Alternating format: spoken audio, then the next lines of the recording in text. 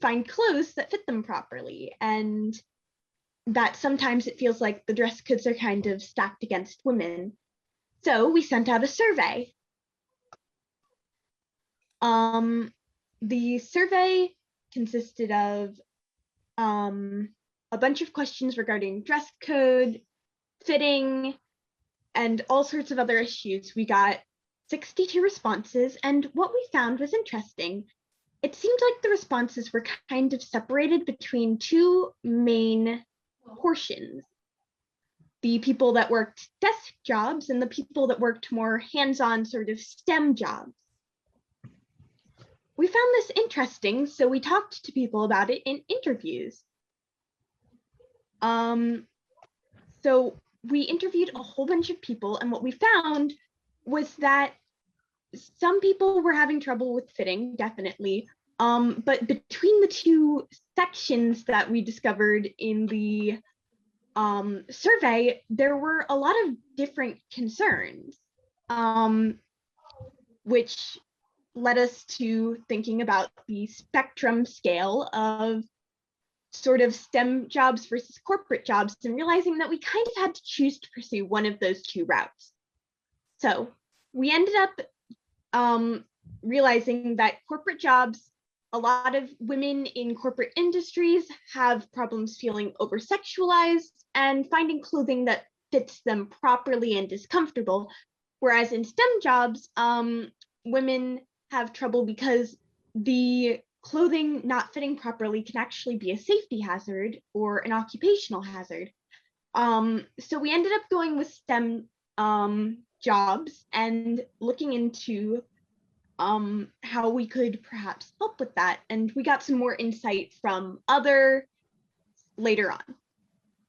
So from the first general set of interviews and part of our survey, we found out that most of the women that wear lab coats or safety gear, turns out they're not wearing female design lab coats. They're actually wearing men design lab coats. And I'm surprised they don't fit. The sleeves are too long or too big, and the fit is not necessarily to their bodies. And as such, the solution most of them do is roll them all the way. And having them roll all the way leaves a big chunk of skin exposed, which in terms of lab coat safety is a big problem. But also, if they want to wear them like to cover their full hands, they drag around, cause a lot of contamination and a lot of safety issues in the lab. And most of the times, they're not designed for men either. Like they usually buy them in bulk, and they're like men large size. So the institutions that give these lab coats to women you usually buy them in bulk in a couple of men's sizes, usually on the bigger spectrum, and they just get to pick one. So our user was identified as women who work in industries that require them to wear lab coats for safety gear or scrubs. And the lab coats are not designed with their female bodies in mind. So for example, a female scientist that uses her university issue lab coat, but it's only available in men's sizes. So she has to roll them all the way up for it to be fitting to the lab coat to her body. So we wanted to design a product for that one. Afterwards, we started doing a lot of research, and we found out that lab coats are not one size fits all, and that most of the time, depending on what are the regulations and requirements for biosecurity, you might need different lab coats. So you might need flame resistant if you're an engineer working on a specific set of conditions, or you might need barrier.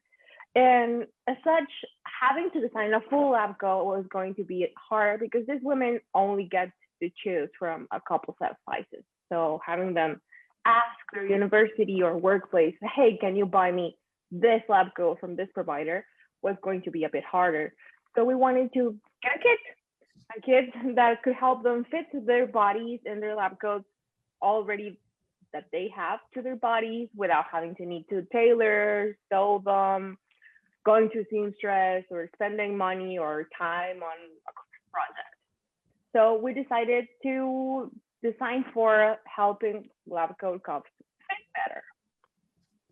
So we did a lot of brainstorming on how we're going to work for a lab coat cuff prototype. Our first idea was to create an attachable cuff that would be put on like directly on the coat and like allow for a safer close. And we had a little bit of problems with that idea. And later we found that we thought about creating an armband that would secure an excessive lab coat to your skin and at the same time would be flexible. And our brainstorming, we we found out that we wanted some very clear criteria. First of all, you need to be easy to clean. You need to be able to wipe it, clean it. In case of spills, you need to be able to bleach it. It has to be sterilizable. So in lab coats, you put them in the washing machine, but we wanted to be able to put the band or whatever we designed in an autoclave, and it has to be easy to remove. So most of the times lab coats have like snap buttons, so that in case of emergency, you just take it off quickly. And we wanted to allow for individuality because turns out most of those women in our interviews mentioned having the feeling of looking like their male counterparts all day, every day. And sometimes allow for individual expression can be a good thing. So we started doing a little bit of research on what was already out there. So we wanted to research all the options that were already available. So on the bottom, you can see the armbands. Most of them are found on like Amazon, places like that. The materials though, they're mostly elastic or polyester and sometimes made out of metal, but not like medical grade. So these materials would not be ideal for use in a lab setting. When they go through an autoclave or through high temperatures, they aren't going to be the same when they come out. So they might not be as stretchy, they may change form. So they also, with those materials, are not as easy to wipe down and clean in emergency situations, which we definitely wanted to focus on for our product. In terms of the cuffs, we did find a few kits just on the top, like cuffs that you are like kind of cut off and you can just attach them. There were a lot of DIY videos on how to attach cuffs, but in the end, it wouldn't have really helped in terms of the length of the sleeve. It would have made a more protective ending to a wide sleeve, but it would not necessarily fix the issue that we were looking at in terms of length. So these are our prototypes that we made. So the bottom left here is the very first prototype of the armband, just out of fabric with some holes to try and close it. On the right, we used Tinkercad and made a model, just a little bit cleaner. And then the top right is what we're working with now. I'm gonna stop screen sharing really quickly because I actually have it. So it might be easier if people can see me. Let's see, can everyone, all right. So what we did is I went to Lowe's and I bought some silicone rubber and cut a band. We created nubs here and then a hole to close it. So right now you can see it's just pulled through here. Realistically, we would want it to be held in place here. And then you can easily pop it off and then slide it out in cases of emergency when you quickly need to take it off. And then Regina has.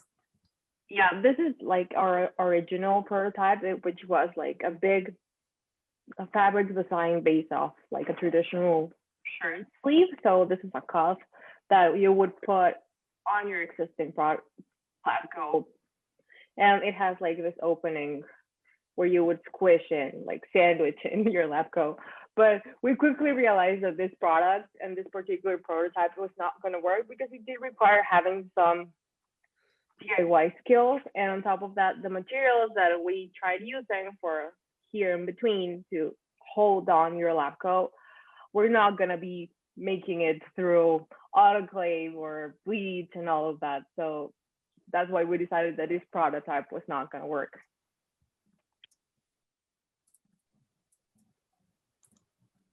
All right. So for both products, the biggest issue we had was kind of the attachment and the closing and making sure it was secure. So in terms of our band, we believe the best system would to have those protruding nubs and then holes to clasp it shut, because that was the best way we thought of in terms of making it secure and closed, but also easily removable So you're not, taking a bunch of time to take it off. All right. So we obviously couldn't get our hands on all the materials that we wanted to work with, but we did research how we would want to actually produce these bands. We did some research in terms of liquid silicone injection molding and compression overmolding. So we do believe that both of these types of molding would work in terms of creating the band. Both have pros and cons. So the compression overmolding would offer an easier way to create the nubs that would be kept in place, but it requires a longer production time and it's generally used for very basic shapes. So we aren't sure if we would be able to get exactly what we wanted out of it. In terms of injection molding, it's very quick and very precise, but we're still researching. We want to use different hardnesses of silicone for the band and for the nubs because we don't want the nubs to be flexible. So we were still researching whether or not we can somehow do injection printing that way. Lucky for us, though, both do allow for a multitude of colors and designs that we'll be able to work with. So these are also ideas we have for further down the road. We were hoping that, or our product mostly is for women in STEM. So we wanted to have some sort of partnership with scholarships, organizations that help advance women in STEM. So selling these bands maybe could provide some donations for that. We also wanted a big part of this to be for individuality and expression for women in the workplace. So our idea was to create bands that would also kind of stand for someone famous, their invention, or just kind of fun things. On the top right, it's kind of a picture we drew of one that would be in honor of Marie Curie and her research on radioactivity. This band would glow in the dark and have small symbols on it. We also got an idea, maybe people like their coffee, make one with the molecule caffeine on it, stuff like that. We were also looking into, we understand that it's quite difficult to actually test these ideas without having them, which was something that we kind of ran into. So we would want to be able to manufacture and kind of be able to play around with a few of these and send them people and be like, hey, would you use this? Is this helpful for you? And what issues do you have with it? We also believe that the best way to kind of distribute them would be to the individuals. You would kind of want to see them, Amazon, Home Depot, Lowe's, Target, wherever, where people, if they need them, can go and grab them. So overall, we created a prototype for a silicone armband that will help hold the cuffs of a lab coat out of the way for safety and comfort purposes. It will be lab safe and sterilizable, as well as have different decorations to make each one unique. It's our hope that these will help solve an issue we found with the length of lab coat sleeves and give women a way to express themselves while working.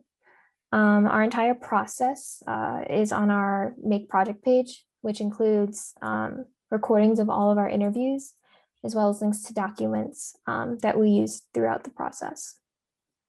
Thank you. Thank you so much. That was great.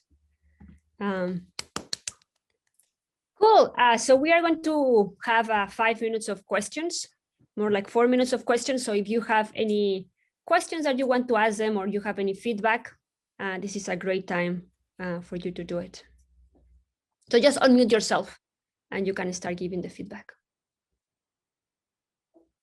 I had one thought, the idea of a reactive material or fabric, that I had never heard of that before. I don't know if you came up with that, but it's fantastic. Like, I could imagine a band that's designed of a material that can detect all sorts of things depending on what industry you're in, whether it's biological contamination or certain chemicals that they're worried about, chemical spills, that it would react and change to a bright color or something. I just think there's a whole, it must be dozens of different kinds of things that seems like a real invention right there. And then I want one of the Madame Curie glow in the dark bands. I think that would be cool. Thank you.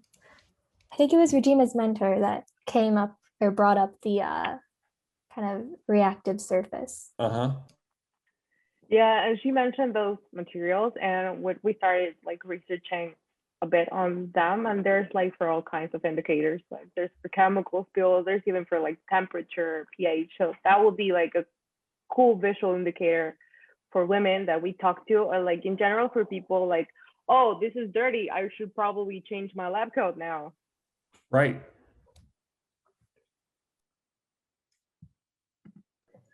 It seems like you could also start looking at distributors such as Granger and industrial partners as opposed to retail partners, and you're going to hit your target much more precisely, but it's a pretty awesome idea. Yeah, I was just looking, Dickies. I buy clothes from Dickies, and I see they do have a women's line, which I haven't looked at yet, and they do have women's lab coats, but they could be a good partner in something like this. Yeah, we did find when researching there are like a bunch of websites for, women's lab coats and even like customizable lab coats. But a lot of companies, when they're buying from employees, it's not what they get. So It'd be really a nice thing to market as a safety device primarily. That is something that's been all through your presentation, and the reactivity angle is something so totally unique. With your design too, your design is very nice. It's simple, but it's easy to use, and I really like it.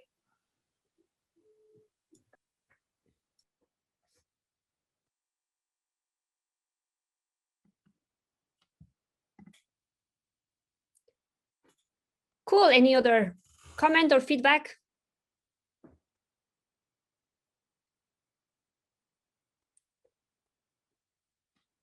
Okay, so let's listen now to the Wi-Fi, no, to the Data Vipers team.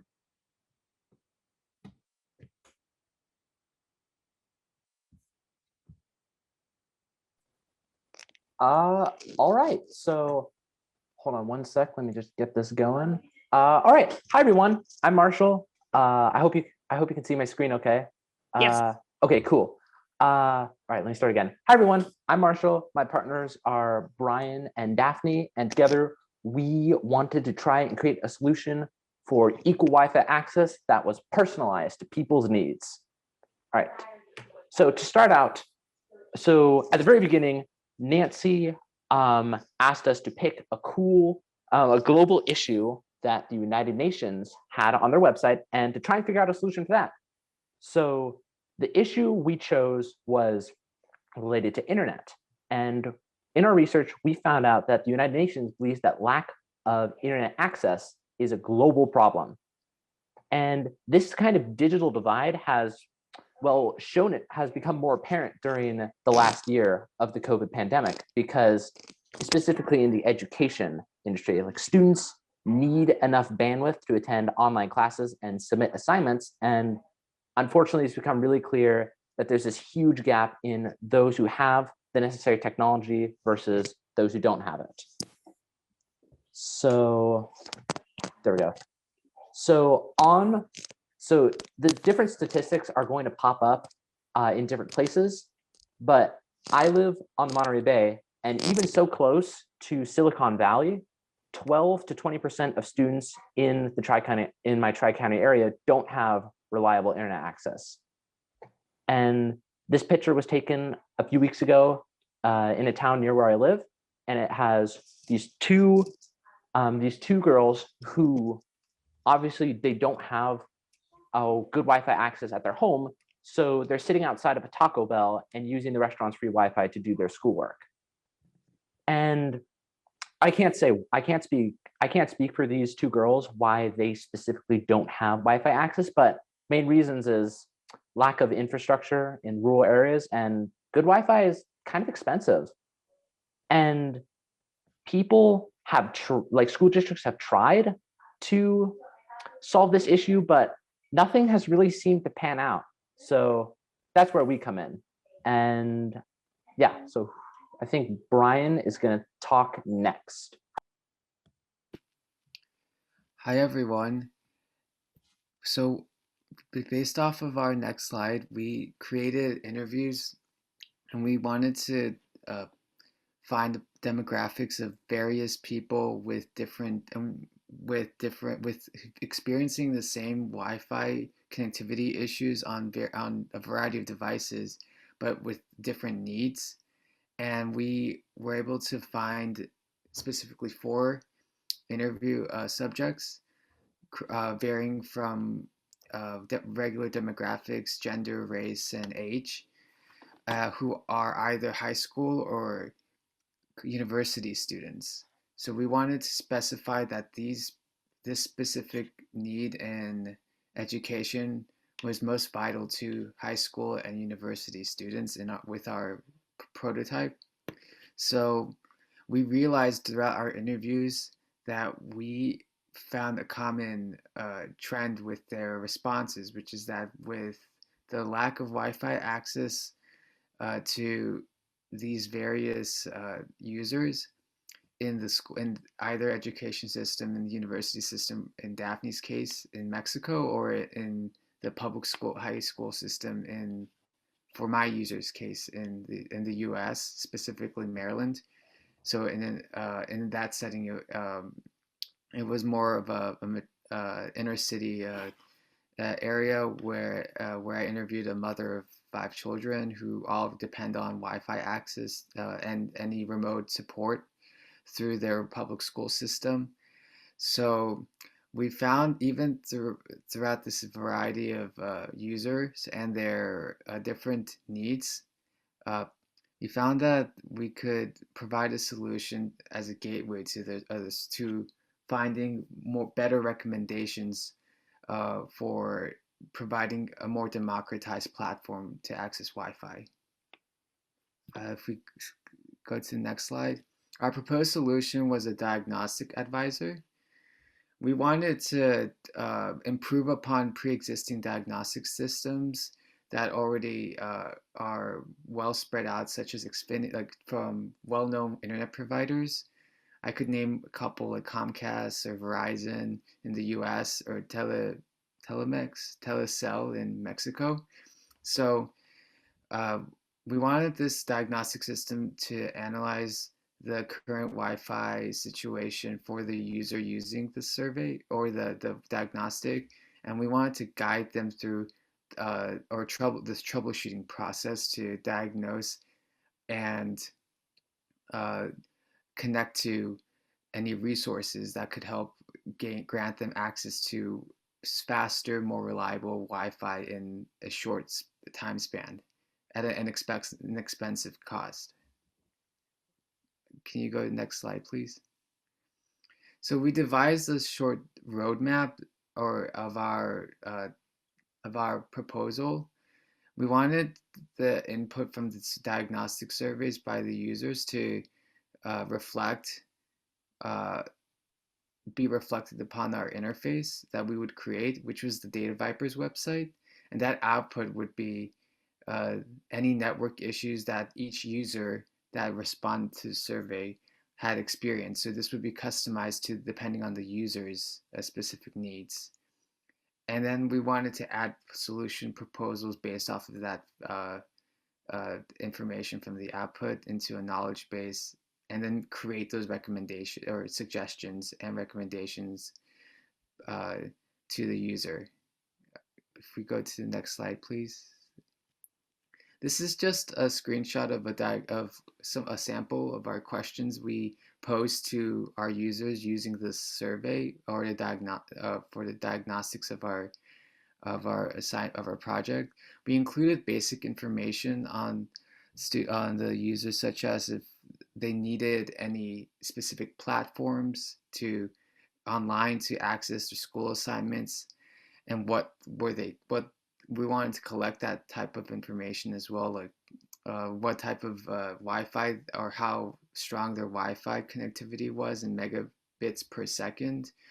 And we wanted to find out what their specific needs were while they were using those platforms online throughout the day. Go ahead.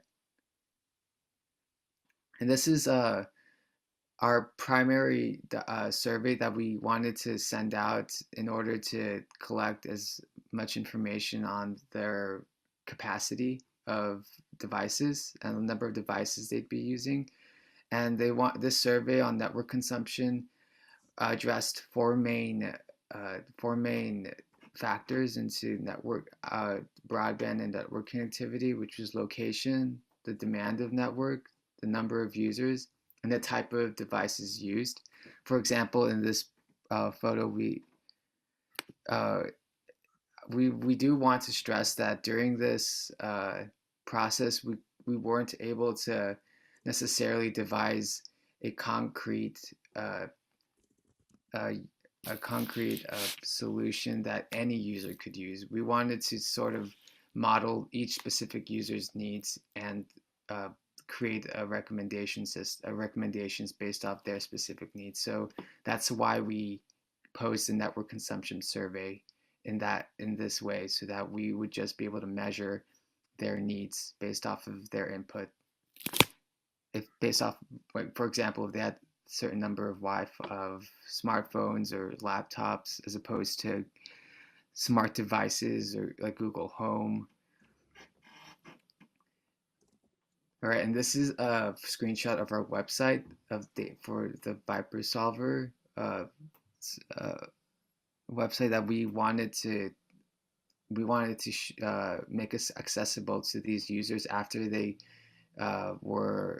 completed the network capacity survey, so that this is how we would be able to allow them to find different ways to either troubleshoot their own problems through the basic troubleshooting tab, or even try and figure out what part of their Wi-Fi is not working properly.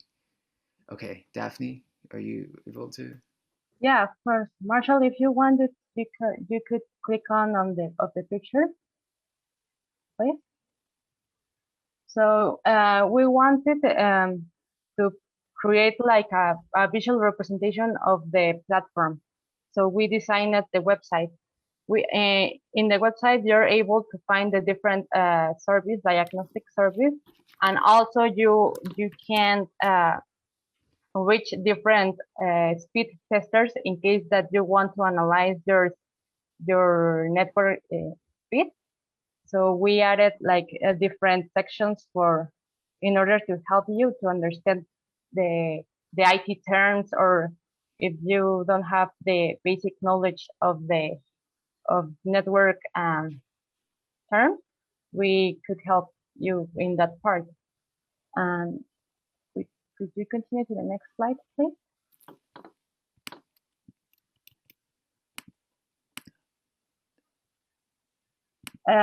Well, we conduct the survey, the different surveys, but we didn't get a lot of responses. Actually, the most important part of all the process is collect data. In our case, it was hard to find a lot of uses that fit on the profile. So we can make a solution, we can perform a solution if we don't collect the data. In our trials to make this, we obtained 15 responses. We found that we obtained a lot of responses from Mexico, and here in Mexico, people have a lot of issues with their network service providers, and also in order to make their daily task, they use a lot of smartphones and laptops or tablets. Could you continue to the next slide, please? We found that the average broadband speed for user respondents of our survey for the diagnostics, because there was not many data, there's not a huge sample of data we could use. We sort of tried to estimate as conservatively as possible what the change in what the average broadband speed for all the users in the sample were. It was around 46.7 megabits per second.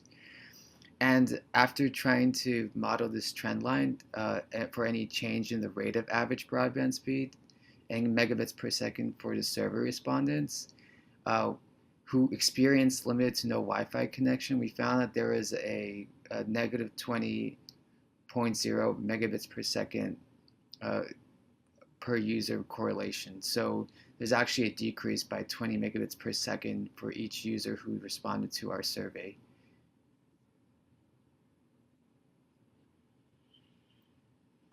Based on the responses that we obtained, we wanted to create like a map that and to map all the locations that have like hard consumption of network in order to, for example, if in the future we want to create like a solution, this data in that form could help us to use it and to, I don't know, segment the different locations that requires good quality speed network. So if you go to the next slide, when we performed the service, we found like a special situation. One of the users that filled the survey lives in Yucatan, Merida, Yucatan. And in that moment, when she filled the survey, she found that she was having a lot of issues with the network there, her provider network. So when we did research, we found like a web page that is called Down Detector that helps you to find if some online platforms like bank applications or your network providers are having issues with network connections. So we found that in where she lives, that specific provider that is Total Play has a lot of issues with internet service. So we believe that trying to reach this type of tools with all the right data could help us to understand a little bit more how deeper is the issue in reality. Because, for example, in Mexico, we don't have a lot of information about the issue. We have the INEGI that collects a lot of data about the population and all the resources that we can access, like electricity, water, internet, or devices, but we don't have the knowledge of how much this problem is really affecting students, and more in this COVID situation. And other than some image credits, that's our presentation. Thank you very, very much for listening. Cool. Any questions or feedback?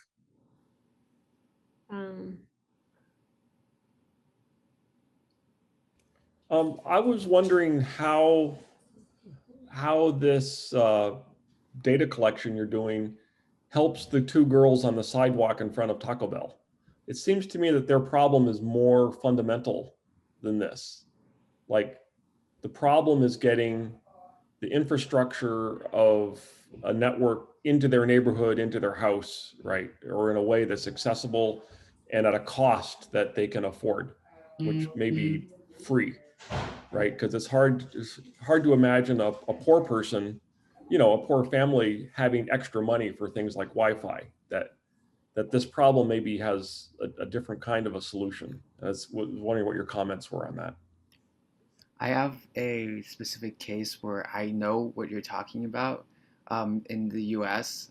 I'm not sure about that specific county, but in the public school system, students are provided MiFi mobile hotspots as an alternative to, in Montgomery County at least, in Maryland, to try to meet that demand for the number of users that need to access the same portals. I understand that from the user interview I had with the family I spoke with, they told me that the MiFi device is too technical of a device to work with.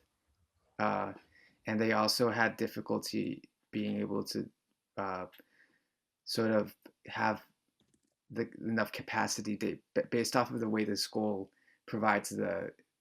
For example, she has the woman I interviewed has 5 children, all who are enrolled in public school, who need to use varying different amounts of broadband or bandwidth throughout the day.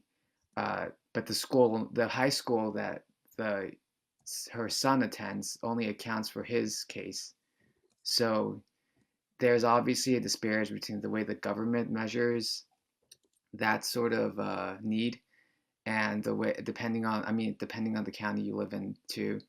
And also it depends on the support that the county provides and I wouldn't try and say by college or university as opposed to public school system, because I only work with public school system students, users in the public school system. But I'd say that it becomes less democratized and there's less likelihood. There's more dependency on the university system nowadays to open up like labs. That's something they can do because they have private capital if they're not a public university. And public universities don't really, in my experience, they don't, like University of Maryland College Park, they don't want to sort of democratize on their own public Wi-Fi capability,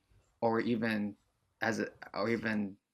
really have a stake in. I know you're asking about the county government in total for that family, wherever they are living. But I really feel that in my research, it seems that the governments can't, if schools can't really measure that need, even that basic need in bandwidth, measuring bandwidth for that student's user, that high school, then it's going to be hard for the county or for the government to pinpoint the exact need for each of these users, even if they get training, like even if that mother gets training in how to how to use a better routers or find better providers. I mean, it's I think that mother has a bigger problem than getting a router, right? It's just not no just that, network availability. Even just yeah. Right, Okay. and she also lives on an apartment building where she's kind of in a lot of interference with other. It's not like she has a private home. She's in a public area all the time, like in a public access area. So it's even that interference with the low income communities or in Silver Spring is. So did you study how new technologies like Starlink or some of the other stuff? I know the Gates Foundation was trying to bring Wi-Fi to Africa and stuff, and what the kind of work they're doing affects this? Like, is Starlink available at a student level at some point? I haven't had a chance to investigate that option. I'm hoping it is. I don't know. I don't know. Right now, it's an expensive. It's kind of you have to have money, but maybe there's some way to make that available, or a percentage of network or off hours, or use up bandwidth during off hours or something, right? Things to think about and people ask questions about. Thank you. Oh, any other feedback? I would actually like to throw in something. Say this, Dale, if I just add, we talked a little bit about it earlier in one of these meetings, but we did a session on a Plan C about with the CTO of Shreveport, Louisiana, who mounted a Raspberry Pi device on garbage trucks so the garbage trucks go through neighborhoods and to determine if there was internet or a Wi-Fi, availability, and keep a record of it. And we'll be publishing that, I think, in the next issue of the magazine. But it's just, in some ways, governments don't know the availability of Wi-Fi, partly because it's a private business that's supplying it. There are a few places in the country where public access Wi-Fi exists, and most of the time private companies fight that. So I think there's partly an advocacy campaign behind this, is to understand where public Wi-Fi is a needed civic infrastructure. that should be provided one way or the other, to people. So thank you, team Data Vipers, for your project. Cool. Just 1 second. Yes, cool. And yeah, maybe that was not perfectly explained, but they did thought about that. This information can help governments, provide different solutions, like maybe have a mobile internet that goes to different places, but they know exactly which blocks they can stop or create more like a community or public internet. Okay, so the next team is, 1 second, they changed the name. And I forgot their name. Okay, yeah, social media awareness.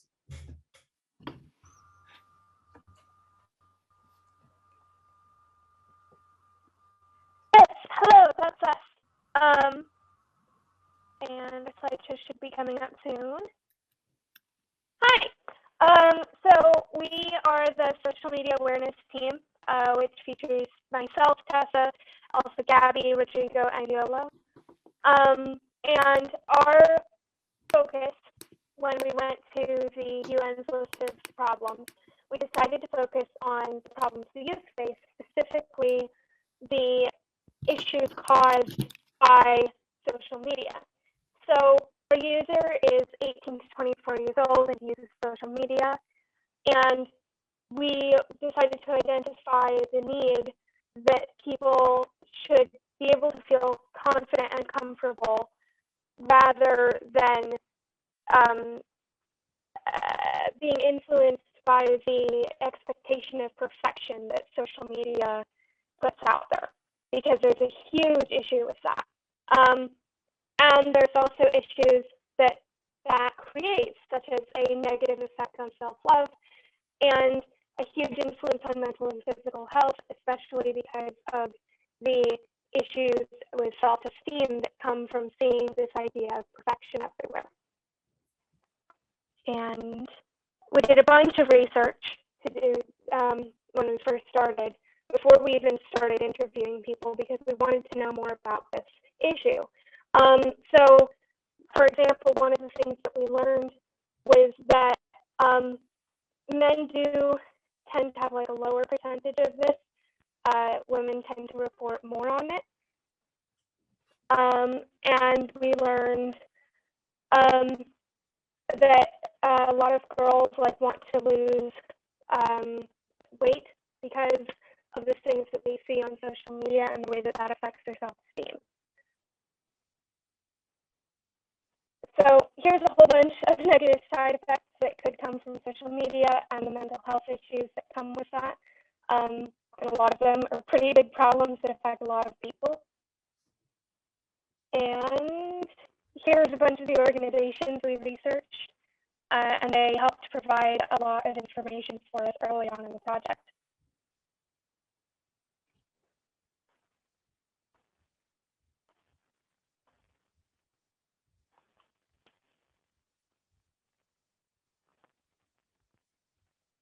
Hi. So our interview results, we interview about 20 people in total.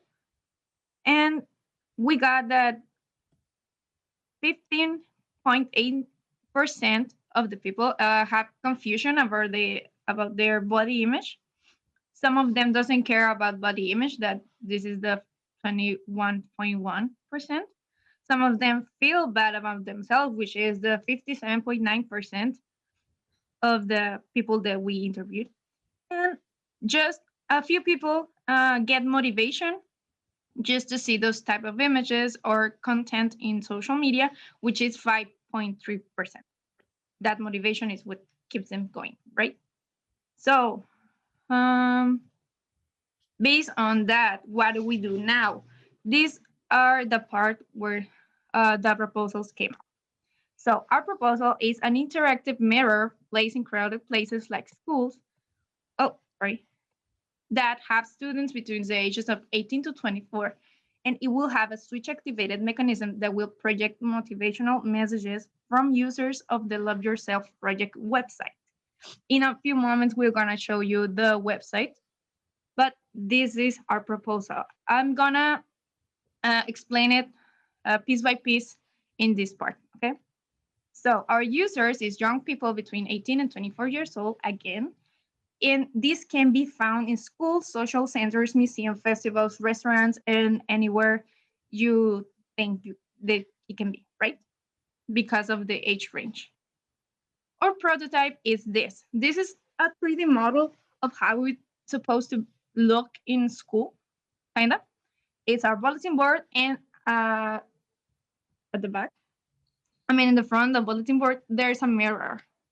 This mirror is gonna be the Love Yourself project. It's just a raw project.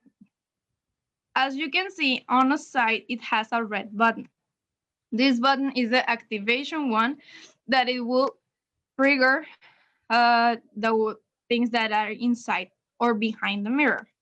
These are the device, the writing text device, which is a display screen, and the phone or internet device on the side. We're gonna have a programming device stuff, which is a Raspberry Pi. I'm gonna explain the materials in a bit, and that will activate the screen, okay? So this is an example of how it should work.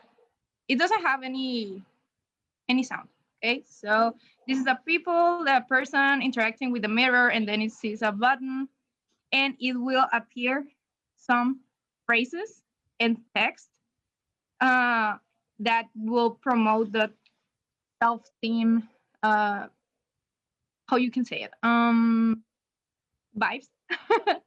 the vibes, the phrases that it can work for them to feel better, right? That's how it's supposed to work. The materials we thought about are a Raspberry Pi, a double view mirror for it to see on the mirror side, micro USB cable for it to connect the Raspberry Pi, a button, internet adapter, an extension, a plug, right? And I'm no expert in this subject, but I talked to my mentor and he explained something, and we can program the Raspberry Pi that is gonna be connected to the database of the web page. It can be, I'm gonna show it in a bit. It's gonna display the messages on a LCD or LED displays. I'm gonna program the display message when a button is pressed, install it behind double-sided mirror, connected to the internet, press and enjoy. We made a prototype. We're gonna show it right now. I don't know if you can see the screen of my partner, Rodrigo, if you can pin it, because he's not sharing his screen. Okay, Rodrigo, he just connected. We use a Google board. Okay, wait, Rodrigo. I don't know if everyone is in his screen. No, okay. Maybe we can search him. Let me see. Okay. Can you talk, Rodrigo, so we can locate you? Can you just unmute yourself and talk? Yes, I am here. Okay. Can you see it? I think that's going to be sir. Can you stop sharing your screen for a second? Yeah. Sorry. Yeah. Okay, Rodrigo, talk again. Okay, can you see it? Yeah. I think that's now, yeah, it's easier. Okay, so this is how it can work. Do you want to explain? Okay, that's the message. Yes. Yes, so that's a tiny part because we have the Google board and a tiny display. So we did that just to show you how the messages will supposed to look, right? We made also, I'm gonna share my screen again. Thank you, Rodrigo. The code, which is right here, if you wanna see it, it's a very simple code for this prototype, right? So the screen is very small. That's why we did this. The wait 1 second, then show another part of text and everything. Okay. So after this, we made a website, which my partner Yolo is gonna explain. So, the website is very simple. That's why we did this. The wait 1 second, then show another part of text and everything. Okay. So after this, we made a website, which my partner Yolo is gonna explain. I'm gonna stop sharing my screen. Did you see my screen? Yes. Hello, good morning. We are the social media awards team, and I present the web page for you as one and final prototype of the project. The objective of this page is that the young people between 18 and 24 years of age can express themselves how they feel, whether they are bad or emotions are good, bad emotions or good emotions, so that their emotions they feel can express in the way that the page has a different space where the user young person can explain, see you read something or do you feel that. One of the stations is a blog.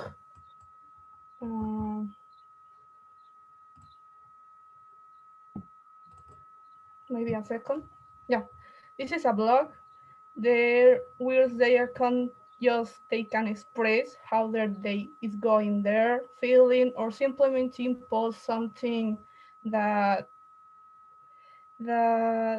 use unselful than other users. Another extension where they can just express their emotions in this artistic way. There's a drawing or simply painting something random to express their emotion to feel. The idea is to make a virtual museum to any most users are shared and comment to each other works. Another example that we want to motivate positive activation choose as sports, which are practice and means we happy, realize their tension, can make post different challenge of this part. This page is meant to help young people understand that the perfection are high expression of their image that have been installed in them through social networks don't exist. We are the same and different at the same time. The page is a safe and anonymous place we are used can express that they feel and I feel they need it or give to need to talk to someone. It can also be done. This space is where the users can feel safe beginning that feeling they have and understand that they don't it's bad to feel sad, angry, frustrated, stressed, bored, etc. It's okay to feel those feelings, whatever they are, negative or positive. It's a good to feel emotions. What is not right to feel that and return it or hide is as it can harm in the long or the short term.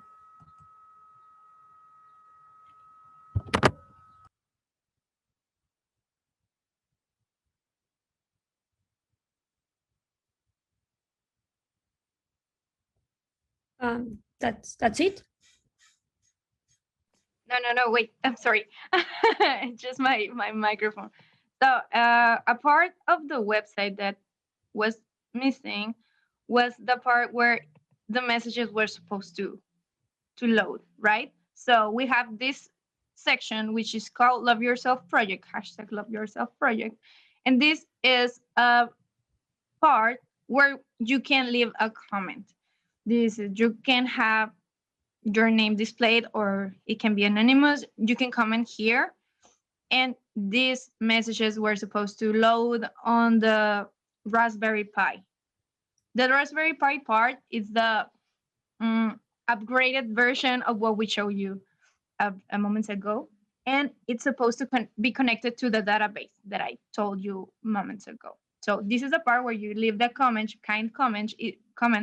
It has a filter for bad words and other things, also images. So it won't be displayed. Okay.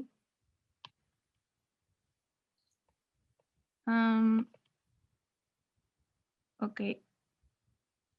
Rodrigo? Yes. About funding, it can be promoted through schools administration, school district, local government, non-profit organizations, and anyone who wants to improve the awareness of the effects of social media in body image on the youth. Next one. Yeah. And remember that You are perfect just the way you are.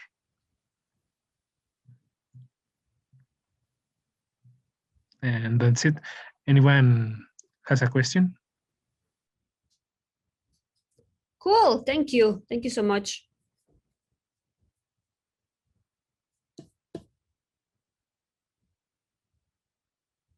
I have a question. So how do you see who's going to be running these projects inside schools or wherever they are? Who do you think is going to take ownership of this project inside those places?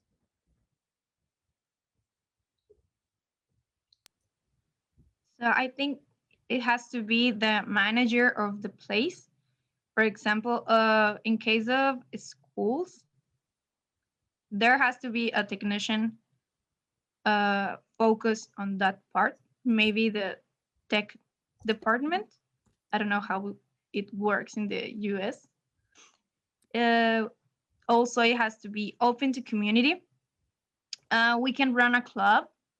We can do like activities for it, so they can create a club where they can express themselves and keep running this program implemented in other spaces. Also, we can share it to more open space like maker spaces, and they can build more and encourage other people to keep working on this project, because it is important for everyone's mind health. So it can be shared. It's open source. Everything is going to be open source, so everyone can implement it. But this is the people we're supposed to. I have a question as well. Did the team think about some ways that you could measure the effectiveness of this device or program? We haven't yet, but we're supposed to have a database on how many people they use it. We have graphics and everything, and comments, obviously. So in based on what they comment and the like and how many places are there installed, we're gonna have that. We're gonna know the reach. Yeah. So obviously we are gonna have to have a forms or a survey. So the people can leave us comments. How can we improve? And we're gonna have that feedback too. So we're gonna, based on that survey too, we're gonna know how many people use it and how many people liked it and everything. Good. I don't know if anyone has a question.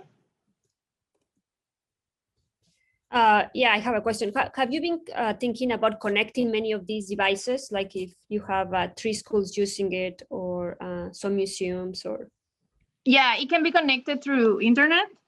So the database can be linked to 3 schools in the same district. It can be like that. So everyone can interact with that project. So maybe they can all have a same hashtag or a word that identifies them as a community or something, so they can share everyone's comments between schools or social centers, for example. Cool. Okay. Dale, could I just make Sure. one comment? Yeah, It's of just, course. you know, I tend to think the value of this project would be more in the creation of the platform than the use of the platform, meaning just displaying messages is one thing, which kind of leads me to think of is, you know, as I said to earlier in the week when I talked to you, if it was a club at the school and they were creating this kind of device, you know, what messages would they put on it is also a creative, rather than just say getting hashtags from the internet or things like that. Is like, you know, they could be very intentional. It could be images, it could be story, it could be, you know, it's something that's near a lunchroom that they experience. So at any rate, I just, one thought might be that, you know, the device is a means to convey a message, but creating that message is also part of that story as well. Thank you. It occurred to me that in some cases, they may want to limit the actions or the access of each device to the particular school it's in and have total local control on it. Would you be Absolutely. able to build in that option so that they can control within their system what is displayed on that screen? Some people may feel more comfortable that way. Yeah, I think that's a good point. Yeah, maybe having a database just with certain messages. Maybe Just there with can certain be- people, yeah. Yes. That too. Kind Wow. of like a local area network as opposed to internet access. Yeah. I mean, still under the protocols for your system, but controlled locally, because there are people that are very suspicious of that kind of internet connected device. But if they had local control, that would take away some of those fears. Okay. Thank you so much for your feedback. Cool. So we're going to listen to the last team, the water team, and I am going to be the one running the presentation. So 1 second. Sure.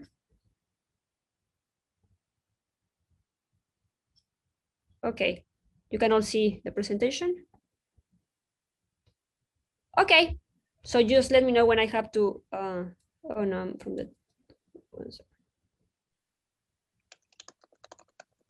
okay.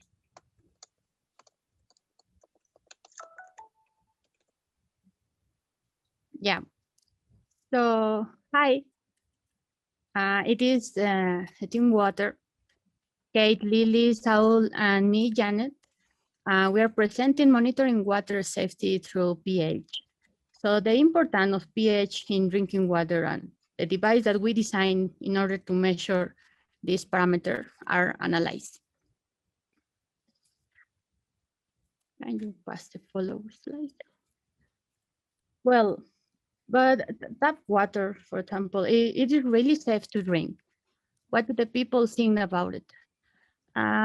Most of the people knows that the drink water is related to their health, but only some of them know what parameters are related with the quality of drink water. So the thing that do to solve this problem or to ensure the quality of the water that they are drinking is boil water gallon or boil bottled water. Next, please. But what does drink bottled water mean? For example, percentage increase in world bottled water consumption in this period, especially of focusing in Mexico, are increasing in 89%, for example. No, there are so many problems around the bottled water in like microplastics that are involved with the increase with the consumption on bottled water. Okay, so our users for this project are specifically housewives that live in Mexico City. We decided housewives because they're usually the ones that are buying like the bottled water or the gallons of water for their household. And we're focusing specifically on the Marquesia area. And we're focused on people who are worried about the tap water, because those people are often buying bottled water all the time. And that's a lot of cost and a lot of pollution. And our project is just focusing on making sure that they can monitor their own tap water so that they know when it is and isn't safe to drink. So this is a map provided by the Mexican government, and it shows the frequency of severely contaminated water and the tap water. So we have our blue, which is great water to drink, all the way down to our red, which is frequently highly contaminated water that's coming through people's taps. And our project area was focused in southern Mexico City. So you can see that there are several red and orange dots there, meaning that people frequently experience contaminated tap water.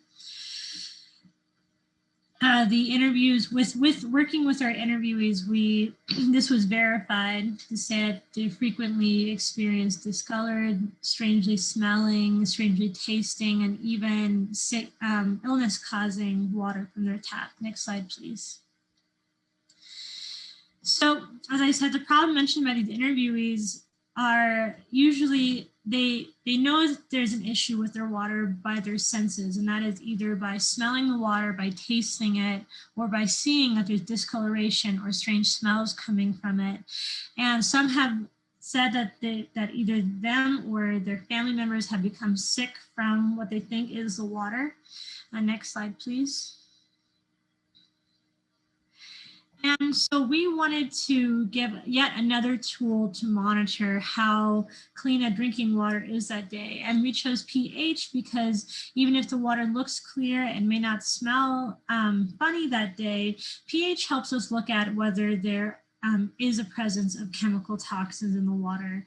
A high or low pH can indicate that there are certain minerals or high amounts of minerals or toxins that could be corroding water pipes and either themselves contaminating the water or also adding contamination from corroded water pipes. So we wanted to create a device that allowed people to frequently monitor their pH to have an idea if their water is just yet another tool if their water is drinkable that day.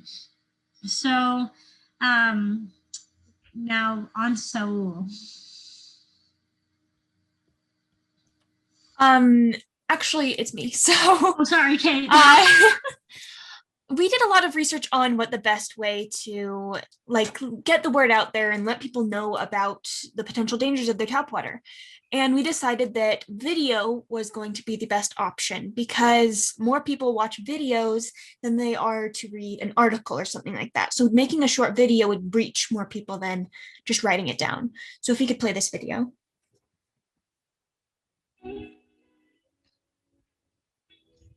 ¿Sabías que el agua puede oler bien, lucir bien, pero no necesariamente es ideal para beber? La mayoría de las personas saben que la calidad del agua que toman está estrechamente relacionada con su salud. Sin embargo, pocas son las que dicen saber qué parámetros están relacionados con la calidad del agua que beben. La gran cantidad de agua embotellada y en galón que compran los habitantes de una ciudad o comunidad es reflejo de la poca confiabilidad que tienen los habitantes en el agua de la llave que llega a sus hogares. Por ejemplo, México es uno de los países que consume más agua embotellada. Un parámetro muy importante en el monitoreo de agua potable es el pH. El nivel de acidez o alcalinidad del agua puede dar una idea de si el agua es apta para beber, aun si ésta luce y huele bien. La normatividad mexicana indica los límites permisibles del pH para aguas de consumo humano, que van desde un límite inferior de 6.5 a un límite superior de 8.5 en la escala de pH. A pesar de ser un parámetro muy importante, la obtención de los datos y su interpretación, entre otras cosas, hacen difícil que la población en general haga uso de esta tecnología ya existente. Es por ello que hemos pensado en un dispositivo que permita medir e interpretar este parámetro de forma fácil para los usuarios. Un dispositivo de fácil ensamble conformado por un microcontrolador de código libre, una pantalla LCD, un par de LEDs y por supuesto un sensor de pH. Visita nuestra página web donde hemos puesto a tu disposición las instrucciones paso a paso para crear tu propio dispositivo.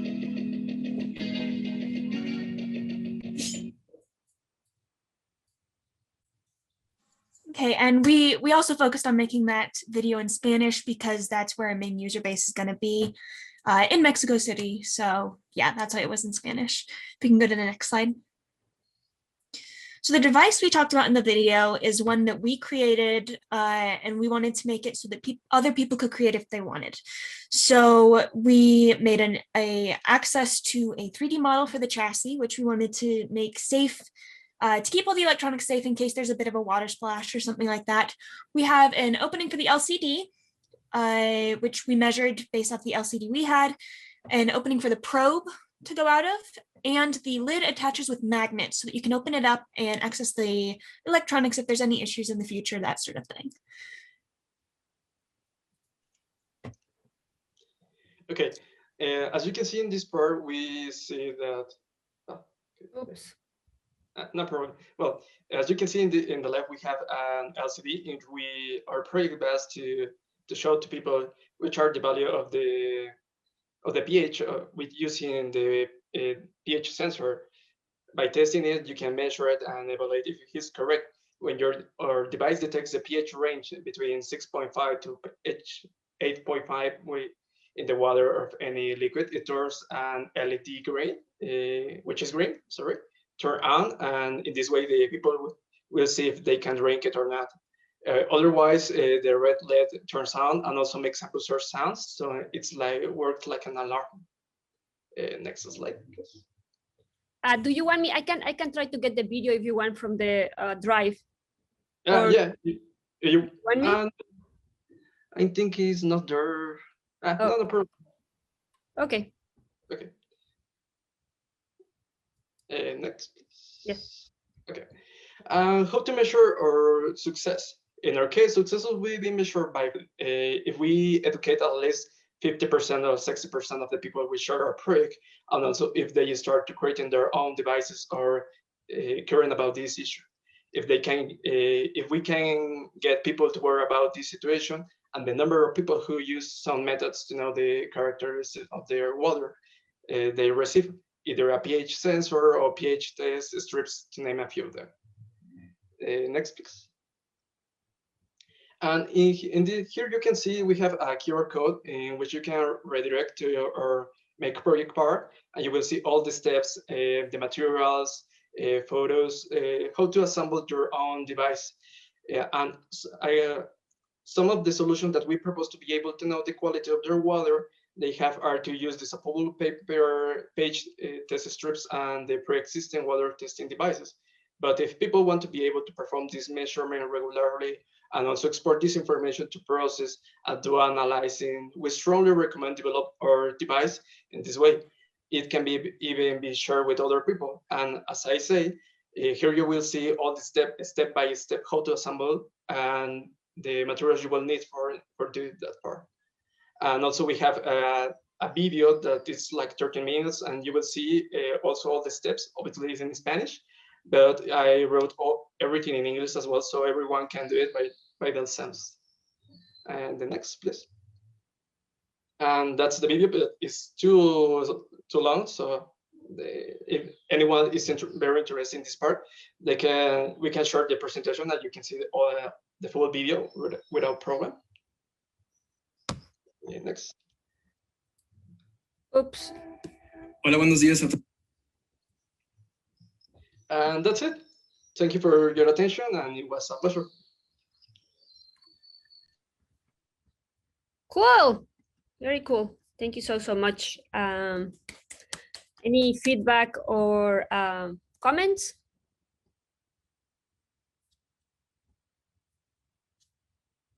Seems like we have some comments on the chat. This could be very useful for people who travel internationally. They have the same concerns about local water, and being able to be more confident in what they're drinking will be very useful. Oh yeah, that's a great idea. Yeah, thank you so much, Mitika Lisa. Great comment.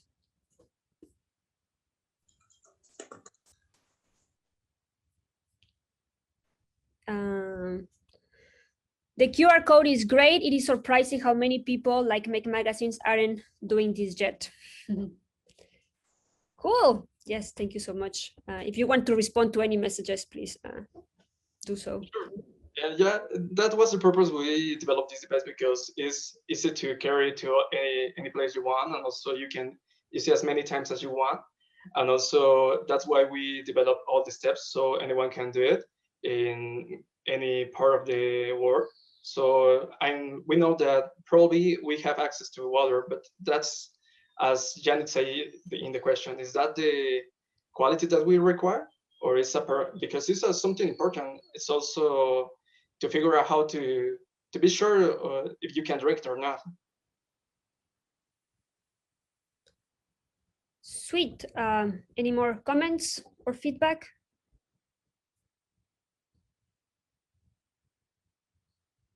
Can you purify water?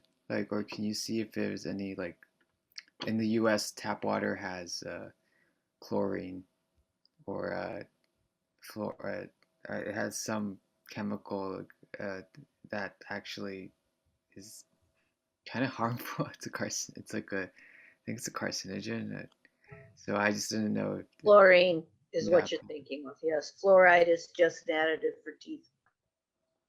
Yeah. So would that be a way When to? you're looking at pH with the low, if you have a low pH, so below 6.5, sodium chloride has been shown to help bring that up to a more neutral pH. Granted, that doesn't mean you're removing everything in the water, but it's doing what it needs to do to make it more neutral. If it's above 8.5 pH, it just mostly means the water is really hard and there's a lot of minerals in it. There's not a lot of simple ways to remove that. I mean, growing up, I had a lot of hard minerals in my water, and what it really does is it just clogs up pipes and taps and such. But there isn't really a way of just easily removing that from the water. That's a great question.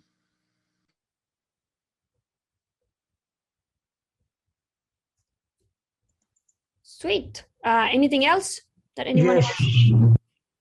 Yes. As I understand, for the raining water, after 10 minutes that start to rain, the water is complete clean. And normally we send all this to the garbage, all the raining water, okay? We don't reuse. Maybe this can be adapted for the rain, for that measure, the raining water, if it's valid to drink, if it's valid to drink, that make a switch for that sent to keep this water and the other sent to the sea, okay? And this can be very useful for save water and reduce the raining water. Maybe it's an idea for increase that, okay? They're more powerful and reduce the raining water. Thanks. Yeah. For now, we only measure pH because, as we explained, it's an important parameter that most of the people don't know. But yes, the next steps, if we continue the project, is increase the complexity in the parameters that it can to measure. No, when we are structured the project, we consider a lot parameters, but as you know, the time no. But sure, we are considering increase the parameter that our device can to measure. And one propose that we have is keep the size of the device, because it's important that the device and well, the device need to be small, no? That according to the first comment that some person said, no, it can to be a lot of application, maybe that when you travel, when you go to other countries, no, whatever other issue. Yeah, but thank you. Yes, we are considering that. Yeah, I think along the same lines, what I'm thinking of is that you're providing a tool that's making a measurement about whether it's good or bad, but then there is no tool for doing anything about it. No filtering, no cleaning for disinfecting or making an adjustment to the pH, right? It's like you've got a tool that gives you a number, and then, well, what do I do about it if it's coming out of the tap in my apartment? Yeah, so basically, we were just trying to give people a way to measure and tell whether or not they should try and buy bottled water or if they can drink their tap water that day. Because a lot of people buy all bottled water, and that's a lot of money and a lot of like river pollution, all that sort of stuff. So if we're able to say, hey, your tap water is more than likely safe on now and then some days you should drink bottled water instead. That's kind of what we were focusing on. Okay.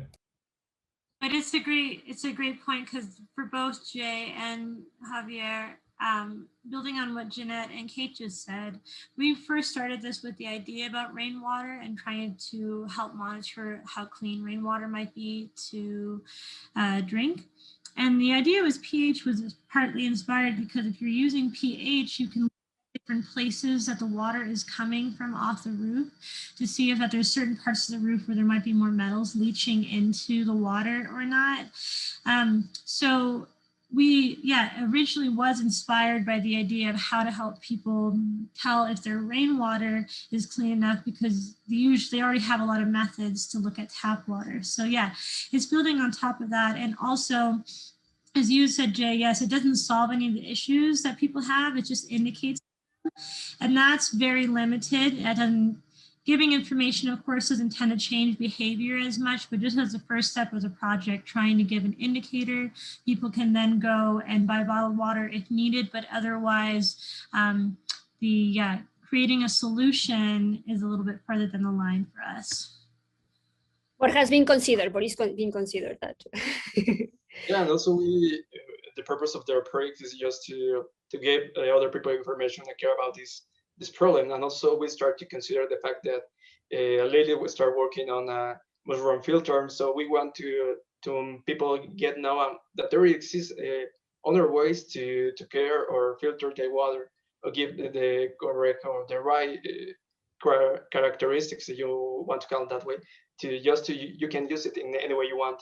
So our purpose is just to give information and people to start worry about that problem, because here in Mexico is a big problem that some people say that they have problem with the water, the color, the smell, but they don't know why. It's something important because sometimes you ask why did you drink tap water? I don't know, but I think this is completely, it has something in the water. I cannot drink it. I can get ill, something like that. So that's our problem, and we started to consider that back, but it was too big to occur in that period of time. Cool. Any other comments?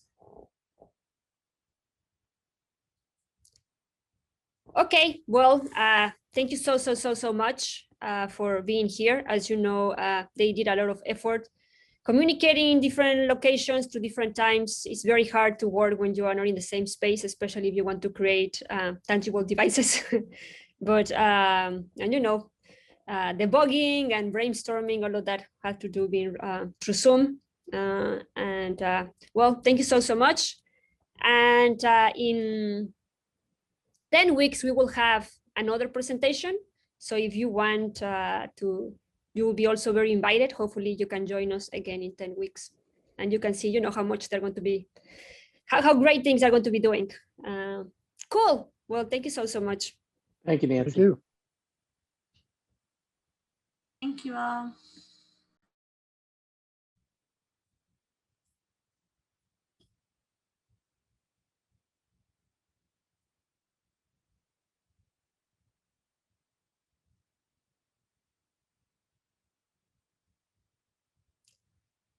Great work, people. And you can just go and enjoy your weekend if you want now. You can disconnect, or we can keep chatting here, whatever you want. It was a pleasure, has been a pleasure to be with you.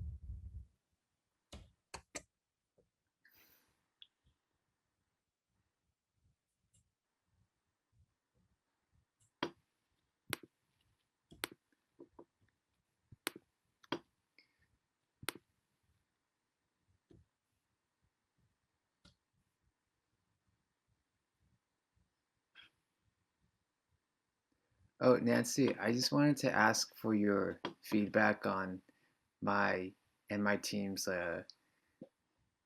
explanation of the issue collecting data. I just wanted to ask how, if we could have done a better job, when we should have mentioned that issue, and then sort of focus on ways we try to. Yeah, I think for people we're not very clear how collecting data helps to solve the problem.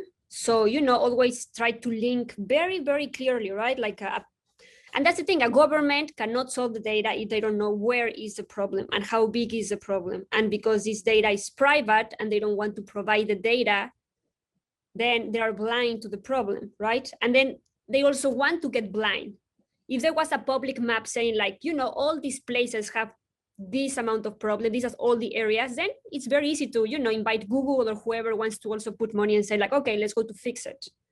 But because it's kind of like a hidden problem with no data, then people don't have access to see how big and the size of the problem. So, you know, that's what I was telling you in the chat, just talk about that. That's the important part, right? Yeah, I tried to emphasize that a little bit. I just got lost. I got very sidetracked a little bit and didn't focus on that specific restriction that private internet providers like Xfinity, Verizon, they compete to kind of limit or any public access and it's to Wi-Fi but because they you know, want to, it's a privatized industry, right? It's like exactly. So you need to don't blab, because I think one of your biggest problems is that you start blabbing, just what you want to convey. This is a problem, data is not available. Give examples, 10 examples, and that's it. You don't need to explain more than that. I think that's just like, try to make your explanations very focused, like what things that you're trying to convey. And then even if you get anxious, stop talking. And you then could tell, ask, right? huh? You could tell easily. Like I have such an easy tell. I'm not a good bluffer.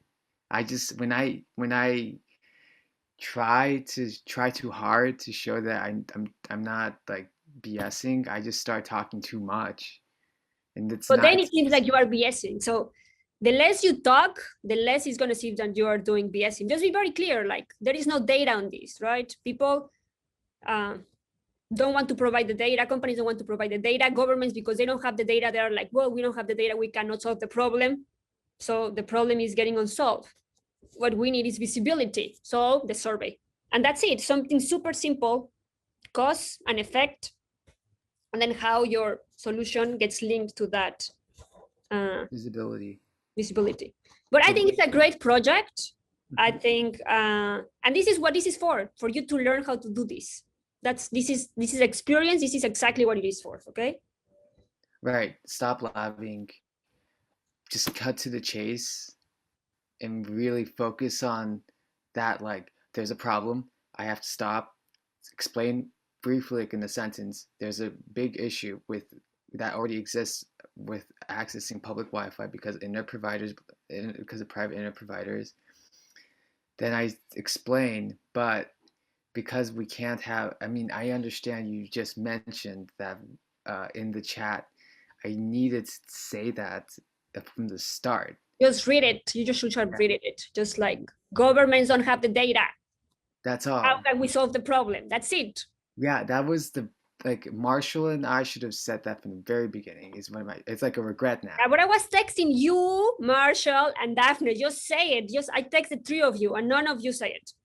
And you know, when I missed the chance, I started copying and pasting your text to Daphne directly. So yeah. I don't. But you should just interrupt next time. Just you know, because that's exactly what was the question, right? And Jay became all ballistic on like, but how is he solving? Like, yes, because he wasn't clear. Yeah. But that's great. I mean, this is great. This is now you know what you have to work on, and that's it. Yeah, I really in the next presentation in 10 weeks, I just promise not to blab and try and. We will practice more for the next presentation, and you know you have 5 weeks to develop it. So if you want to continue with this project that it seems cool, just go for it. Like really, really, really go for it. Really briefly before we leave, can I share my screen with what I have developed so far in terms of. Is it too much? I don't want you to feel like unprepared. No, I think you're taking the Python class, right? Mm-hmm. So why don't you wait a little bit so you have like that done, and then for your Python class, just do that. Talk to the leader of the class and say like, I want to collect data on this problem. I want to use Python to do it, and contact the people that have already some databases on this. That investigate who are they. Talk to the Gate Foundation and say like, I'm interested in this problem. I know that you are interested in this in Africa. How are you measuring which places are you going to be working? Because everyone's have the same problem. So if you are the Gates Foundation and you want to solve it, where do you start? That's the question, right? You start in this town or in this university. how do you measure where are you going to start? So if they are developing a solution, that means that they are developing a way to measure the problem. So figure it out how they're measuring the problem. And if Jay knows, I have no idea what Jay was talking about, Starlink or whatever that is, but ask him, okay, you know about this, tell me, do you know them? Can you introduce me to them? I'm very interested in like, see how they measure what was the size of the problem and where they can start solving the problem. Right, because our method was way too manual. A lot of people had issues just trying to get through one survey. Like the first survey had 12 respondents, but we wanted to incorporate a diagnostic survey as an optional choice because of the time constraint. I don't know if we did it efficiently. We just said, here's 5 questions that we think that's like overview of. But you talked too much about the problem and then it wasn't clear. You didn't show the diagnostic tool. You didn't show it. Actually, just talk about it. So show, no tell. That's the main thing. Like show, like, no tell. Just like what was it, like the water team? They just the water team. They just showed their project. Right? Yeah, that's exactly what this was about. Yeah. And I did explain. There is this bottle problem, and then there is like, but before they were also talking too much about their problem. And everyone knows these problems are like well known, right? People don't have internet. Everyone knows that. There's not too much to say about it. You can say like, yeah, we interview users and they tell us they don't have internet. Yeah, these problems are, all of these problems, that's why we pick the UN. These are not obscure problems. Every human knows about these problems, basically. Everyone knows that social media is affecting people. Everyone knows that people don't have internet, people don't have water. I think I focused too much on what other problems like derived from the user interviews, like the MiFi device as an alternative that doesn't help anything. Yeah, if you wanted just to focus on like, we're going to solve just the MiFi device and that's it, and we have a solution for that, then that's a different story. But if you're going to talk too much about that problem, but you don't have a solution or like you are not contributing for that problem, then it feels very disconnected. Why do you talk so much about it? We just found out that that's what happens when you, But that's irrelevant. Okay. That's irrelevant because you didn't solve anything for that. You didn't create anything for that, right? We didn't modify it. No. We didn't modify MiFi. We didn't. Nothing. No. So, if you were going to say like, oh, this is a problem that we want to explore in the future because we know that many people have it and maybe we'll solve something for that. Yeah. But if it's some cool insight that you got but has nothing to do with your presentation, just don't say it. You can save it for later. That's what you have notes for. Yeah, we should have recorded ourselves doing the interview or doing a run through. Yeah, next time that you have to practice more, give it to your mom, give it to people that don't know anything about the topic, and if they don't understand it, you need to repeat it until people understand what you're saying, and that's it. This is not science; it's just practice. Oh, I thought it was science because we have to do science. No. What I'm saying is that being a good presenter is not science, it's practice. But yes, you do need to, please do science. We all believe in science here, yes.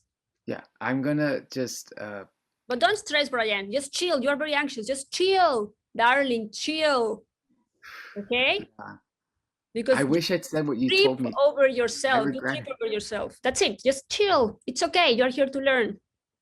Yeah, I wish, but I wish I just got it faster. It's my worry is that practice. You know what I do? I record myself. Now I don't, but I used to record myself and say it. Time yourself, record it. Ask first my dad, then my mom, then ask a friend. Can you just listen to my presentation? Do you understand what I'm saying? What did you don't understand? Ask him, what was my project about? They don't know what your project was about, then something is wrong. You're right. It seems like I just have to like get out of my head and start just figuring out what other people understand just off the bat. Like I'm not presenting to myself. I have to present to someone who has no idea where I'm from or what I do or why I'm and don't assume that they're going to understand, because even Jay, that has a lot of background, especially not Dale is a visionary, right? So he can connect the dots and say like, oh, okay, this is what you're doing, go for it. but no, there are very few Dales in the world, right? People, you need to connect the dots manually for people to understand how things are. Otherwise, they're like, what has to do with this, with that, with that? I made it confusing because I talked about the MiFi thing, and then I offshoot it to like saying there's a difference between college and then problem with Wi-Fi in college, or then problem with students with Wi-Fi in high school. I made it like a little too complex, and then I probably lost some people. So that's what I think you tried telling me not to do, like in the past. Or Dale told me. Dale mentioned the issue with the internet providers having that limitation on public access. And if Dale said something, or people just take notes and say exactly that, Brian, because I don't know why I was texting all your team and none of you said it, and I'm like, just say what I wrote. I just say what I wrote. Why it has to be so? I just like, just say that, right? Because you were not saying like it's the, so I'll just tell you real quickly, the way you wrote it was explain that we can't solve the problem if we don't have that data. It's not clear yet why the survey is so important. That to me makes it sound like I can't say exactly what you said. To say explain. Yeah, well, that was at the beginning. But then I start saying like, okay, the survey is important because I sent this to Daphne. The survey is important because we don't know where exactly there is a lack of internet. Explain government don't have the data either. But I think I sent this to Daphne first. But that was it. The survey is important because we don't know where exactly there is a lack of internet. We don't know it. That's why the survey is important, right? The government doesn't have the data either. You just have to say that, right? Like, that's the issue. That's the issue, yeah. Yeah, I think I think that I was worried about Daphne and Marshall making like, oh, why did you say that? Why didn't you tell us to say that? And I would have been like, but Nancy's like, I mean, I felt like that's what would have happened if I just said what you said, because we didn't say that ever, like in our meetings in the last week. So I'm just saying that I overthought it. I just thought, oh my God, like like Marshall and Daphne are just gonna be thrown off, and then they're gonna like. I think Daphne got it. Daphne was talking more about it than you. Yeah, Daphne got it. Yeah, she definitely got it. I mean, she should have say a little bit more about it, but she got it. I don't know. It's okay, Brian. Just don't start like looping. Okay, it's okay. Just next time, you know now what you have to improve. And if this is a very cool project with cool people, like there is tons of cool people trying to solve this problem. So if you want to get into it, go for it. Just have very clear ideas. Why am I doing this? Why? Always ask what is the point of this? That's where the money is in a sense, right? Like not literally, but it's more like that's where the meaning is, right? Yeah. Like that's why it's impactful. Otherwise, I'm just like playing, right? Yeah, and whenever you are talking, people are trying to understand what are you saying. So make very clear about what are you saying. Right? Not just you, but I mean people in general. When you're talking to me, you're trying to say, okay, so what is he trying to say? Right? So be careful with that. You need to be very clear. This is what I'm trying to say. Convey that first. Then if you want to go sidetrack, you can just go a little sidetrack, but then keep going to like, this is what I'm trying to say. Make it very clear. And make it very clear for your own self. This has a lot to do with self-confidence. Yeah, but that's okay. That's okay. That's exactly what this is, though. I'm telling you to your face, like before. Just practice, Brian. Fake it till you make it, okay? Because there's no other way around it, okay? If you're going to wait for your confidence to go up for them to be confident, I'll die. We minorities don't have that luxury. Just like, just fake it. It's okay.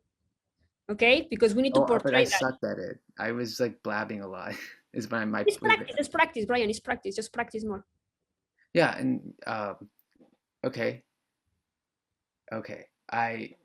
So there was really that one big issue that I just neglected to mention, the biggest issue that with the government. I really feel like now I'm just trying to tell you that I feel that Daphne kind of saved us. It's okay. I think that's a good thing, though, right? Yeah. But what I'm saying is that we didn't look completely disorganized. Daphne sort of pulled the refocus because she listened to you. and you know, that's sometimes that happens. And sometimes you know, you have an excellent team and then you have a bad day, and then it's the day of the presentation and the other team member tried to save you because, you know, something happened. So what I'm saying is that that's why teams are for. Okay, she didn't save you. She was a good team member, and that's it. That's exactly what teams members are for. I mean, well, I feel like okay, I can accept that. I just feel like it's not a third each. Like, I mean, you know, like in your head, you're It doesn't supposed to be matter. one third, one third, one third. No, it because doesn't. That's never the case. That's I never have the never case. met a team that is like that. And you know, some of these teams that you see right now, they seem very they work very well. But then I'm reading the reviews of each member on each member, and you know, all of them have very, very strong frictions. So you know, what you need to say is like, it doesn't matter. You just need to get the project out, and that's it. Yeah, I mean, Okay, and don't forget, you haven't filled the CATME data. See, please fill the CATME data. I didn't. Okay, Yeah, I I need just to go created now. my username. I never used it before, so I just created my username. And what Okay. I'm trying to mention right now is A, lack of practice, and just B, lack of like discipline, like just being able to convey the issue and then just talk about You just need to practice more. I don't think your team practiced more. I think your team was the team that practiced the least. You're And right. there are consequences, and that's Yeah. it. Now, next time, just you need to meet and you need to practice, and that's the end of it. Don't, you know. Yeah, I think that yesterday you gave us a chance. You said like, "Hey, does anyone want to practice in the meeting?" And that's when we should have said, "Sure, let's just try it." Because we felt like we practiced on Monday. Like, I'll be honest with you, we thought, oh, once on Monday with Dale was You good enough. practice with yourselves. That's useless. That's literally useless. You need to invite more people to see it. Your feedback is the most important thing, because otherwise you don't know where you're wrong. Yeah, we should have invited the like other teams to just listen to us. That's all. I mean, That's all. Yeah. yeah, Okay. we have. Okay, bye. Need to go. Ciao, ciao, Brian. Bye. Thank you, Nancy. Gracias. Bye-bye.